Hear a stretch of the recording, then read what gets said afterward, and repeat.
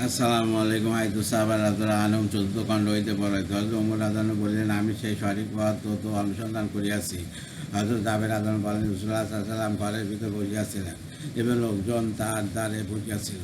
এমন সময় হযরত আবু বকর রাদিয়াল্লাহু আনহু আসিয়া প্রবেশের অনুমতি চাইলেন, কিন্তু অনুমতি হইল না। তারপর হযরত ওমর রাদিয়াল্লাহু আনহু আসিলেন এবং অনুমতি চাইলেন, তার জন্য অনুমতি হইল না। ততবার হযরত আবু বকর রাদিয়াল্লাহু আনহু হযরত ওমর রাদিয়াল্লাহু আনহুর জন্য অনুমতি হইল। তারা ভিতরে প্রবেশ করিয়া দেখিলেন নবী করিম সাল্লাল্লাহু আলাইহি ওয়াসাল্লাম চুপচাপ বসিয়া আছেন এবং তার চারিপাশে তার বিবিগণ উপস্থিত আছেন।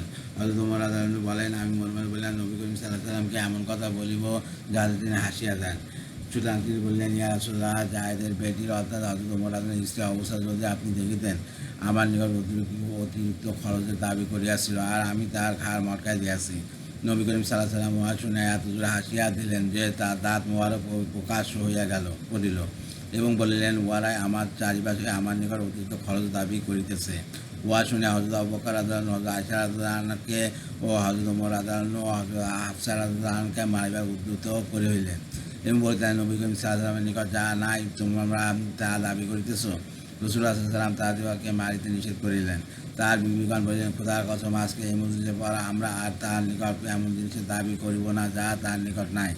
হযরত জাবের রাদিয়াল্লাহু আনহু বলেন, অতঃপর আল্লাহ তাআলা তালাক গ্রহণের অধিকার প্রদান সম্পর্কিত আয়াত অবতীর্ণ করিলেন। সুতরাং রাসূলুল্লাহ সাল্লাল্লাহু আলাইহি ওয়াসাল্লাম সর্বপ্রথম হযরত আয়েশা রাদিয়াল্লাহু আনহাকে বললেন, আমি তোমার নিকট একটি বিষয় পেশ করিব। আশা করি তাড়াতাড়ি নিজের কোনো সিদ্ধান্ত গ্রহণ না করিয়া আগে তোমার পিতামাতার সহিত পরামর্শ করিবে। তিনি জিজ্ঞাসা করিলেন, উহা কি? রাসূলুল্লাহ সাল্লাল্লাহু আলাইহি ওয়াসাল্লাম তার সম্মুখে এই আয়াত তেলাওয়াত করিলেন। অত হে নবী, আপনি আপনি আপনার স্ত্রীগণকে বলিয়া দিন, তোমরা যদি পার্থিব জীবন ও উহা চাকরিকে কামনা করো, তবে আসো আমি তোমাদেরকে কিছু সম্বল প্রদান করি এবং তোমাদেরকে সম্বরে বিদায় করিয়া দিই। আর যদি তোমরা আল্লাহ তাআলাকে এবং তার রাসূলকে চাও এবং আখিরাত কামনা করো, তবে তোমাদের সৎকর্মপরায়ণদের জন্য আল্লাহ তাআলা মহান পুরস্কার প্রস্তুত করিয়া রাখিয়াছেন। হযরত আয়েশা রাদিয়াল্লাহু আনহা বলিলেন, আপনার ব্যাপারে আমি আমার পিতা মাতার সহিত পরামর্শ করিব, বরং আমি তো আল্লাহ ও তার রাসূলকে গ্রহণ করিলাম এবং আপনার নিকট আমার এই অনুরোধ যে আমি যা গ্রহণ করিয়াছি তা আপনি আপনার জন্য কোনো স্ত্রীকে জানাইবেন না। তিনি বলেন, আল্লাহ তাআলা আমাকে কঠোর স্বভাব দিয়া পাঠান নাই, বরং আমাকে শিক্ষা ও সহজ করিয়ার উদ্দেশ্যে পাঠিয়েছেন। সুতরাং তুমি যা গ্রহণ করিয়াছ, কেউ তা আমাকে তা জিজ্ঞাসা করিয়া বলিয়া দিব। আহমদ। হযরত ইবনে আব্বাস রাদিয়াল্লাহু আনহু হইতে বর্ণিত আছে যে হযরত আয়েশা রাদিয়াল্লাহু আনহা বলিয়াছেন, তালাক গ্রহণের অধিকার প্রদান সম্পর্কে আয়াত নাজিল হইলে রাসূলুল্লাহ সাল্লাল্লাহু আলাইহি ওয়াসাল্লাম সর্বপ্রথম আমাকে বলিলেন, আমি তোমার নিকট একটি বিষয় পেশ করিব। শীঘ্রই কোনো সিদ্ধান্ত গ্রহণ করিবার প্রয়োজন নাই, বরং তুমি তোমার পিতামাতার সহিত প্রথম পরামর্শ করিয়া লও।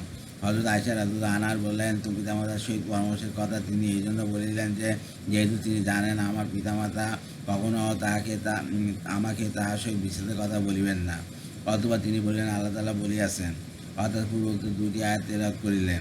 হযরত আয়েশা রাদিয়াল্লাহু আনহা বলেন, আমি বলিলাম, আমি এই বিষয়ে আমার পিতামাতার সহিত পরামর্শ করিব, বরং আমি তো আল্লাহ ও তার রাসূল ও আখিরাতকে গ্রহণ করিলাম। তারপর তিনি তার সকল বিবিগণকে এই অধিকার প্রদান করিলেন। তারা সকলে হযরত আয়েশা রাদিয়াল্লাহু আনহার ন্যায় উত্তর দিলেন। ইবনে আবি হাতেম, ইমাম বুখারী ও মুসলিম রহমতুল্লাহ এবং ইমাম আহমদ রহমতুল্লাহ ও হযরত আয়েশা রাদিয়াল্লাহু আনহার হইতে অনুরূপ বর্ণনা করিয়াছেন। তবে ইমাম আহমদ রহমতুল্লাহ হইতে এইরূপ বর্ণিত হইয়াছে যে হযরত আয়েশা রাদিয়াল্লাহু আনহা বলিয়াছেন, রাসূলুল্লাহ সাল্লাল্লাহু আলাইহি ওয়াসাল্লাম আমাদেরকে তালাক গ্রহণের অধিকার প্রদান করিয়াছেন, কিন্তু আমরা তাকে গ্রহণ করিয়াছি। সুতরাং তিনি এই অধিকার প্রদানকে তালাক হিসেবে গণ্য করেন নাই। তাফসীর ইবনে কাসির। হযরত আয়েশা রাদিয়াল্লাহু আনহার এর ব্যবহার। ইমাম বুখারী ও মুসলিম রহমতুল্লাহ হযরত আয়েশা রাদিয়াল্লাহু আনহার হইতে বর্ণনা করিয়াছেন যে তিনি বলিয়াছেন, রাসূলুল্লাহ সাল্লাল্লাহু আলাইহি ওয়াসাল্লাম আমাকে বলিলেন, তুমি যখন আমার প্রতি সন্তুষ্ট হও অথবা অসন্তুষ্ট হও, তখন আমি তাহা বুঝিতে পারি। আমি জিজ্ঞাসা করিলাম, আপনি কি রূপে তাহা বুঝিতে পারেন? তিনি বলিলেন, যখন তুমি আমার প্রতি সন্তুষ্ট থাকো তখন বলো, না মুহাম্মদের রবের কসম, আর যখন অসন্তুষ্ট থাকো তখন বলো, না ইব্রাহিমের রবের কসম। হযরত আয়েশা রাদিয়াল্লাহু আনহা বলেন, আমি বলিলাম, হ্যাঁ, তবে খোদার কসম ইয়া রাসূলুল্লাহ, শুধু আপনার নামটাই পরিত্যাগ করি। মিশকাত। ইমাম আবু দাউদ রহমতুল্লাহ হযরত আয়েশা রাদিয়াল্লাহু আনহার হইতে বর্ণনা করিয়াছেন যে তিনি একবার রাসূলুল্লাহ সাল্লাল্লাহু আলাইহি ওয়াসাল্লামের সহিত কোনো এক সফরে ছিলেন। তিনি বলেন, আমি রাসূলুল্লাহ সাল্লাল্লাহু আলাইহি ওয়াসাল্লামের সহিত দৌড় প্রতিযোগিতা করিলাম এবং আমি অগ্রগামী হইলাম। পরবর্তীতে যখন আমার শরীর ভারী হইয়া গেল, তখন আবার একবার প্রতিযোগিতা হইলে তিনি অগ্রগামী হইলেন এবং বলিলেন, এই বিজয় তোমার সেই বিজয়ের প্রতিশোধ। মিশকাত। হযরত মাইমুনা আনুর সহিত তার আচার ব্যবহার। হযরত ইবনে আব্বাস বলেন, আমি ছোটবেলায় এক রাতে হযরত মাইমুনা রাদিয়াল্লাহু মেহমান হইলাম। তাহার নিকট তখন নামাজ ছিল না, তাহার উপরে তখন নামাজ ছিল না। তিনি একটি কম্বল আনিলেন, তারপরে আর একটি আনিলেন এবং তাহার বিছানার মাথার দিকে রাখিয়া শুইয়া পড়িলেন এবং নিজের উপর একটি কম্বল টানিয়া লইলেন আর আমার জন্য তাহার পাশে একটি ছোট বিছানা বিছাই দিলেন। আমি তাহার সহিত একটি পাখি বালিশে মাথা রাখিয়া শুইয়া পড়িলাম। অতঃপর ঈশার নামাজ শেষে রাসূল সাল্লাল্লাহু আলাইহি আসিলেন এবং বিছানার নিকট আসিয়া মাথার নিকট হইতে কাপড় লইলেন, লুঙ্গির ন্যায় বুয়া পরিধান পরিত কাপড় খুলিয়া ঝুলিয়া রাখিলেন এবং অতঃপর হযরত মাইমুনা রাদিয়াল্লাহু আনহার সহিত এক কম্বলের ভিতরে ঢুকিয়া পড়িলেন। অতঃপর সেজদাতে উঠিলেন এবং ঝুলন্ত মাসের মুখ খুলিয়া উহার দ্বারা হইতে উযু করিলেন। আমার ইচ্ছা হইয়াছিল উঠিয়া তাহাকে উযুর পানি ঢালিয়া দিই, কিন্তু আমাকে জাগ্রত দেখিয়া তিনি বিব্রত বোধ করিবেন ভাবিয়া উঠিলাম না। তারপর তিনি বিছানার নিকট আসিয়া কাপড় পরিধান করিলেন এবং মুসল্লায় দাঁড়াইয়া নামাজ আরম্ভ করিলেন। আমি উঠিয়া উযু করিলাম এবং তার বাম পাশে আসিয়া দাঁড়াইলাম। তিনি আমাকে হাত দ্বারা পিছন দিক হইতে টানিয়া তাহার ডান পাশে দাঁড় করাইলেন। আমি তাহার সহিত 13 রাকাত নামাজ পড়িলাম। নামাজ শেষে তিনি বসিলেন এবং আমিও তাহার পাশে বসিয়া পড়িলাম। তিনি কাত হইয়া আপন গাল আমার গালের দিকে ঝুঁকাই দিলেন। কিছুক্ষণের মধ্যে আমি ঘুমন্ত ব্যক্তির ন্যায় তার শ্বাস প্রশ্বাসের আওয়াজ শুনিতে পাইলাম। তারপর হযরত বেলাল রাদিয়াল্লাহু আনহু আসিয়া নামাজ ইয়া রাসূলুল্লাহ বলিয়া আওয়াজ দিয়া তিনি উঠিয়া মসজিদে গেলেন এবং 2 রাকাত পড়িতে আরম্ভ করিলেন। আর হযরত বেলাল রাদিয়াল্লাহু আনহু একামত দিতে আরম্ভ করিলেন। কানাস। একজন বৃদ্ধা মহিলার সহিত নবী করিম সাল্লাল্লাহু আলাইহি ওয়াসাল্লামের সদাচার। হযরত আয়েশা রাদিয়াল্লাহু আনহা বলেন, একবার নবী করিম সাল্লাল্লাহু আলাইহি ওয়াসাল্লামের নিকট একজন বৃদ্ধা মহিলা আসিলেন। তিনি জিজ্ঞাসা করিলেন, তুমি কে? মহিলা বলিলেন, জাসসামা মুজানিহা। তিনি বললেন, বরং তুমি হাসানা মুজানিহা তোমরা কেমন আছো? তোমাদের অবস্থা কেমন? আমাদের চলিয়া আসিবার পর তোমরা কেমন ছিলে? মহিলা বললেন, ভালো ছিলাম ইয়া রাসূলুল্লাহ, আমার পিতামাতা আপনার উপর কোরবান হোক।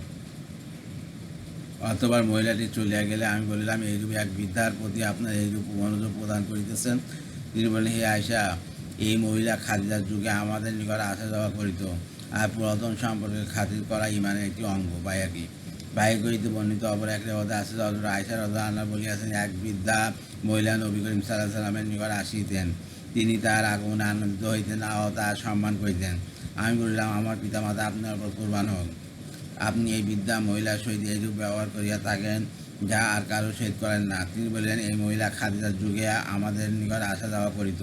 তুমি জানো না, মহব্বতের সম্মান করা ইমানের একটি অঙ্গ। ইমাম বুখারী রহমতুল্লাহ হইতে বর্ণিত রেওয়াতে আছে যে হযরত আবু তুফাইল রাদিয়াল্লাহু আনহু বলিয়াছেন, আমি যে এর নারানা নামক স্থানে নবী করিম সাল্লাল্লাহু আলাইহি ওয়াসাল্লামকে গোশত বণ্টন করিতে দেখিয়াছি। আমি তখন অল্প বয়স্ক বালক ছিলাম, উটের একটি অঙ্গ বহন করিতে পারিতাম। তাহার নিকট একজন মহিলা আসিলেন আর তিনি তাহার জন্য চাদর বিছাই দিলেন। আমি জিজ্ঞাসা করলাম, উনি কে? বললেন, উনি আমার ধাত্রীর মাতা, যিনি তাহাকে দুধ পান করাইছিলেন। বুখারী। এক হাবশী গোলামের সহিত নবী করিম সাল্লাল্লাহু আলাইহি ওয়াসাল্লামের আচার ব্যবহার। হযরত ওমর রাদিয়াল্লাহু আনহু বলেন, আমি নবী করিম সাল্লাল্লাহু আলাইহি ওয়াসাল্লামের খেদমতে উপস্থিত হইয়া দেখিলাম তাহার অল্প বয়স্ক হাবশী গোলাম তাহার পিঠ মর্দন করিতেছে। আমি জিজ্ঞাসা করলাম, ইয়া রাসূলুল্লাহ, আপনি কি অসুস্থ বোধ করিতেছেন? তিনি বলেন, গত রাতে উট আমাকে ফেলিয়া দিয়াছে। তাবরানী। হযরত আব্দুল্লাহ ইবনে মাসউদ রাদিয়াল্লাহু আনহু খেদমত। কাসেম ইবনে আব্দুর রহমান রহমাতুল্লাহ বলেন, হযরত আব্দুল্লাহ ইবনে মাসউদ রাদিয়াল্লাহু আনহু রাসূল সাল্লাল্লাহু আলাইহি ওয়াসাল্লামকে জুতা পরাইয়া দিতেন এবং লাঠি লইয়া তাহার সম্মুখে চলিতেন। অতঃপর যখন তিনি তাহার মজলিসে উপস্থিত হইতেন, তখন তাহার জুতা জোড়া খুলিয়া লইতেন এবং নিজের আস্তিনের ভিতর ঢুকিয়া রাখিতেন আর তাহাকে লাঠি দিয়া দিতেন। পুনরায় রাসূলুল্লাহ সাল্লাল্লাহু আলাইহি ওয়াসাল্লাম যখন মজলিস হইতে উঠিয়াবার ইচ্ছা করিতেন, তাহাকে জুতা পরাইয়া দিতেন ও লাঠি লইয়া তাহার সম্মুখে হাঁটিতেন এবং রাসূলুল্লাহ সাল্লাল্লাহু আলাইহি ওয়াসাল্লামের পূর্বে তিনি হুজরার ভিতর প্রবেশ করিতেন। আবু মালিয়া রহমতুল্লাহ বলেন, হযরত আব্দুল্লাহ রাদিয়াল্লাহু আনহু গোসলের সময় রাসূলুল্লাহ সাল্লাল্লাহু আলাইহি ওয়াসাল্লামের জন্য পর্দা ধরিতেন ও ঘুম হইতে জাগ্রত করিতেন এবং একাকী চলার সময় তাহার সহিত হাঁটিতেন। হযরত আনাস রাদিয়াল্লাহু আনহুর খেদমত। হযরত আনাস রাদিয়াল্লাহু আনহু বলেন, রাসূলুল্লাহ সাল্লাল্লাহু আলাইহি ওয়াসাল্লাম যখন মদিনায় আগমন করিলেন, তখন আমার বয়স 10 বছর আর তার ইন্তেকালের সময় আমার বয়স হইয়াছিল 20 বছর। আমার মা ও খালাগণ আমাকে তার খেদমতের জন্য উৎসাহিত করিতেন। ইবনে আবি সাইবা, ইবনে আসাকির ও ইবনে সাদ রহমতুল্লাহ সুমারা রহমতুল্লাহ হইতে বর্ণনা করিয়াছেন যে হযরত আনাস রাদিয়াল্লাহু আনহুকে জিজ্ঞাসা করা হইল, আপনি কি বদরে শরীক হইয়াছিলেন? তিনি জবাব দিলেন, তোমার মা না থাক আমি কী রূপে বদর হইতে অনুপস্থিত থাকিতে পারি? মোহাম্মদ ইবনে আবদুল্লাহ আনসারী রহমতুল্লাহ বলেন, হযরত আনাস রাদিয়াল্লাহু আনহু নবী করিম সাল্লাল্লাহু আলাইহি সাল্লামের সহিত বদর যুদ্ধে গিয়াছেন। তিনি তখন বালক ছিলেন, তার খেদমত করিতেন। মুনতাখা। আল্লাহ হাফেজ।